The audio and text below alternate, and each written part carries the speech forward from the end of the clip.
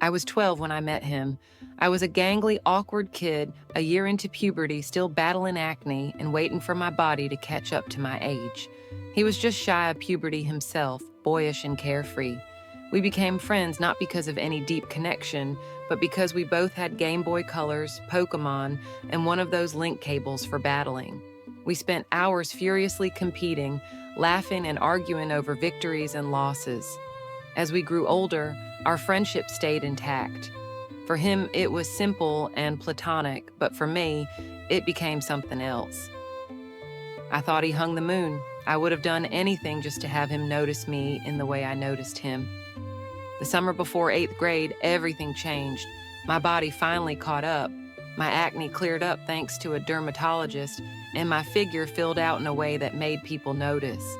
He didn't seem to care. He'd seen me all summer, and to him, I was still just me.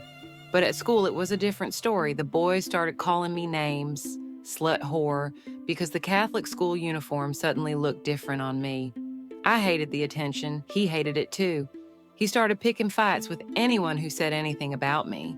I tried to make myself invisible wearing my uniform 3 sizes too big, but it didn't help much. When high school came, we drifted apart.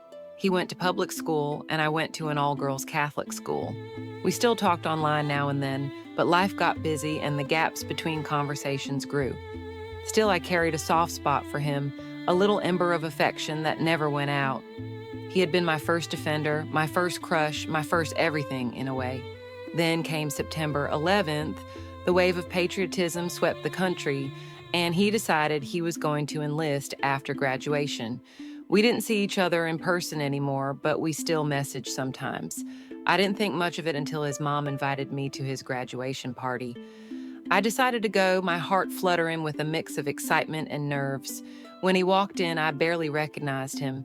He'd spent the past year working out, getting ready for the Marines, and it showed. He was all broad shoulders and confidence, and he looked incredible. His mom, always a little too blunt, grabbed my hand and dragged me to the patio, announcing, "And here's the one with the tits." He looked up startled, and for a moment, it felt like time froze. He hadn't seen me in 2 years, and the way his eyes widened made my heart skip a beat. He dropped his glass, fumbling awkwardly to clean it up while his mom smirked in satisfaction.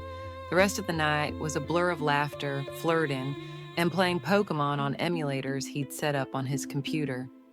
It felt like old times, but different, charged with something unspoken. When he offered to drive me home at 2 a.m., I said yes. In the car, he told me he'd miss me. I told him I'd missed him too. He smiled, and for the first time, I felt like he really saw me. He promised to visit when he was home on leave. He kept that promise. Just before his deployment to Iraq in 2003, he came home for a long weekend. He showed up at my house, kissed me as soon as I opened the door, and confessed he'd been dreaming about doing that since basic training. He asked me to be his girlfriend and to wait for him. I didn't even have to think about it. I said yes. I was still in love with him, and being with him felt like coming home. We spent the weekend inseparable, like we were living in a dream. When he left, he promised to love me until the day he died. I promised to wait for him to come back.